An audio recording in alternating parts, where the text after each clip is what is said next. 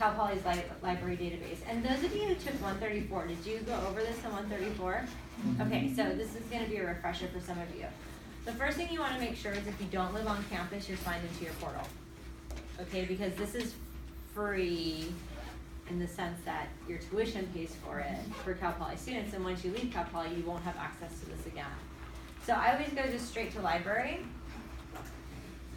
And one of the cool things on the portal is you can chat with a librarian. So I don't know if it's like 24/7, I haven't done it, but if you're working at home and you're like, I'm stuck, I don't have the right terms, you can chat and say like, I'm researching this, do you have any suggestions? And so that's really nice.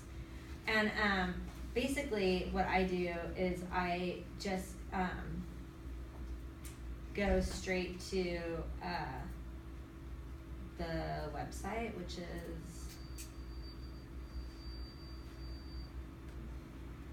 where's Kennedy Library? Well, it doesn't matter, you can just start off in databases.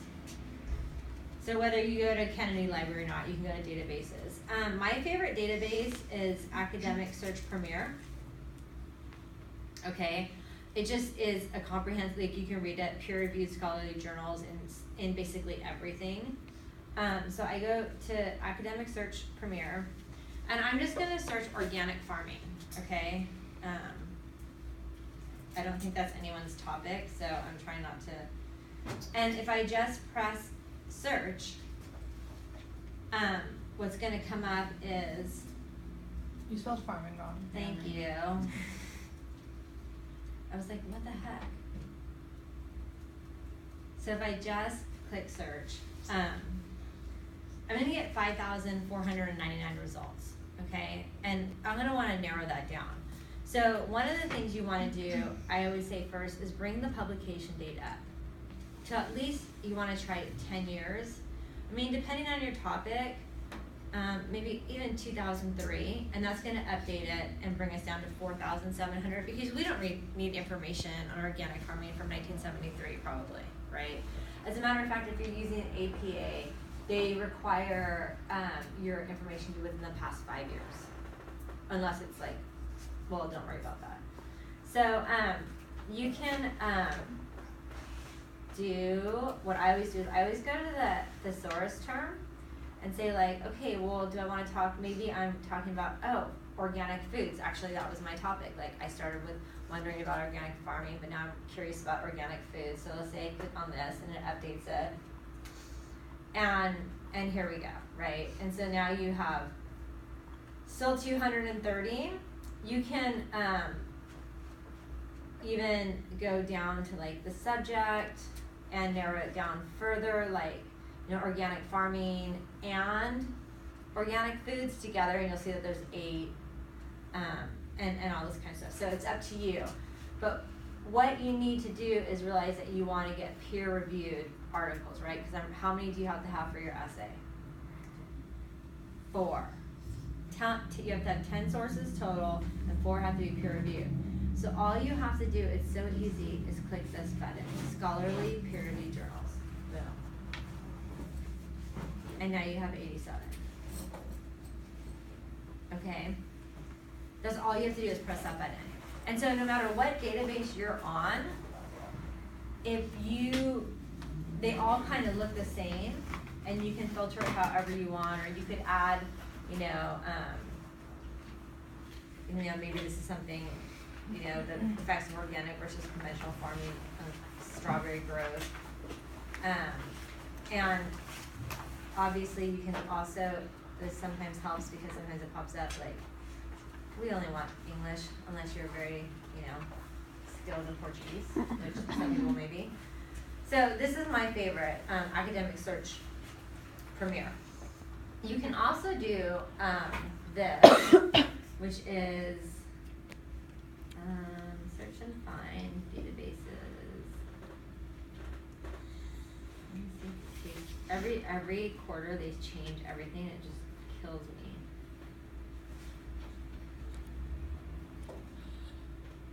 Okay, so we can go here. So let's say we're doing organic farming. So we can browse by subject. So what would that probably fall underneath? Probably agriculture, right? So you can hit that. And then what we can do is these are so you can say, okay, these are the best ones, the best bets that you're gonna have. And it used to let me do,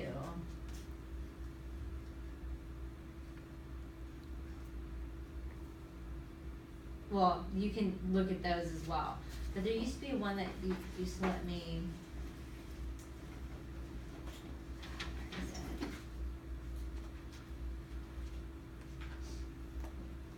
It's here.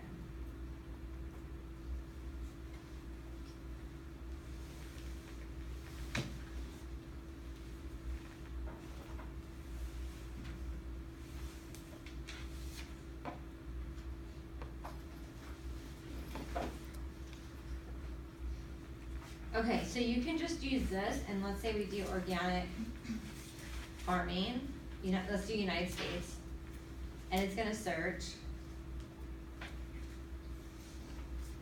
And it'll separate it by articles, books and media, and library websites. And here we can click this, which is I like to do is to refine my search, obviously, because I don't want to go through 32,000. And here you go, same thing, scholarly only. Okay, down. Because you want peer reviewed.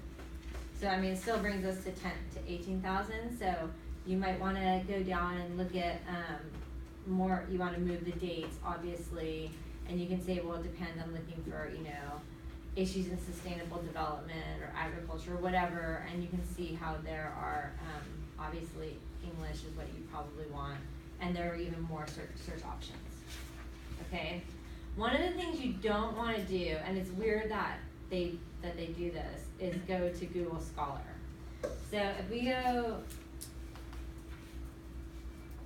to Google Scholar, and you type in, I don't know how this happens, organic farming, United States.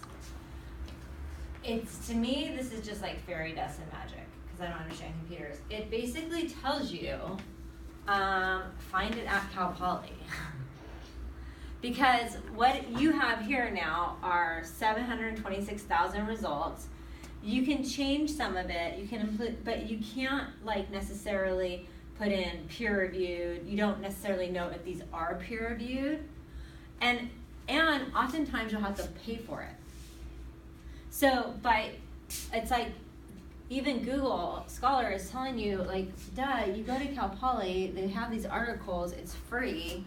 Why would you even click on Google Scholar? So you want to try to avoid Google Scholar at all costs, I think, because I just think it's a nightmare. So just to go back, if you go to the library, let me show you how I did this one more time. Oops, no, sorry. I don't want to go there. If you just go to the library homepage, okay? What you can do is go to search and find, and you can go straight to databases, okay? And that is where I said Academic Search Premier is my favorite. That's where I always start with, okay, which is right there. You can also browse by subject, so if you just want to go through agriculture, then it gave you those 3 that are mostly for agriculture. Or you can do articles, books, and more.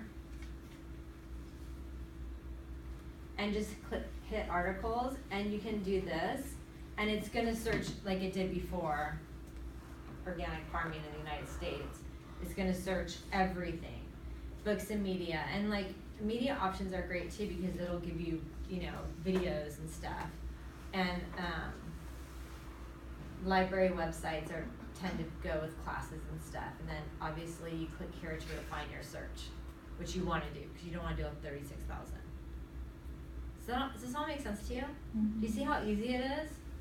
You're gonna have to wade through a lot, and that's why you want a narrow topic, because if your topic is just, I just picked organic farming, that's huge. Where am I gonna go with that, right? So after I go down the rabbit hole, maybe I come up and say, well, is organic farming even profitable in the United States for consumers?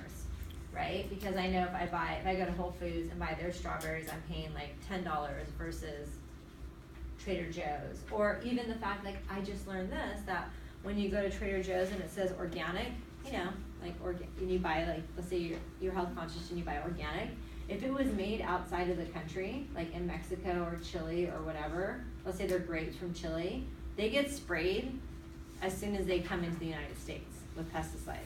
So they may have been organic in Chile, but they're actually not organic anymore. So maybe that's somewhere that I want to investigate. It's entirely up to you. But it has helped you understand what you need to do. But you don't want to go here until you kind of have a narrow topic.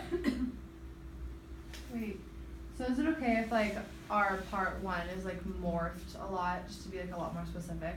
That's perfect. Okay. That's exactly what I want to see. Okay, and so this is where you start finding your articles where you're gonna go, I need to prove this point, right? Like now I know where I stand. Gone down the rabbit hole, I've read a bunch of articles, I know where I stand, and this is what I'm arguing. Did you have your hand up? Okay. So does this all make sense? Okay. And if you can't find something, you can come see me in office hours because I love doing this. Like students have actually been like, oh, I gotta go. And I'm like, oh no, I'm having so much fun. Like I'm sending you so many articles. Or you can always go to the library. And the librarians are not there. Like when I was a kid, I was so afraid of librarians because it was like they were always just there to make sure everyone was quiet and like protect the books. But the librarians at Cal Poly and other universities that I've been to are actually just waiting for someone to ask them a question because they have a PhD in library science. Like that's insane. Like their whole life has revolved around the Dewey Decimal System. So you should take advantage of that. Library science, that's a theme. Oh yeah. Almost everyone, other than like the students that work, every single person that works in the library that's a librarian has a PhD in library science. Really? Yes. Oh, are you being sarcastic? No, I'm 100% serious. Yeah, you can get a PhD in library sciences. So they're just waiting there, and they're great because what might happen is let's say you're looking at organic farming, and you're just not getting what you want. It's kind of like, well, this is kind of silly, but do you guys remember phone books? Yeah. Like yellow books? Okay. So remember before we had like our phones and we could just do like whatever. And I remember like as a teenager or in my 20s or something, I would be like, what's the movie called today? Because I'd have to call to see what movies were playing. And I'd go under movies and it wouldn't be there. It was under theaters. So it would take me a while to find it, you know, in the big fat yellow pages. And that's a similar way to how they organize things according to the library. And it's done on a national level. So you might just have the wrong terminology. You might be looking for movies when you really should be at theaters. Does that make sense? So they can help you a lot with that. But you can also come to me because there are very few times that I've been stumped where I've been like, you're gonna have to see a librarian. I am totally stumped on like finding any information. I know I have the wrong terms. Sound good? Okay, we're good. Thank you.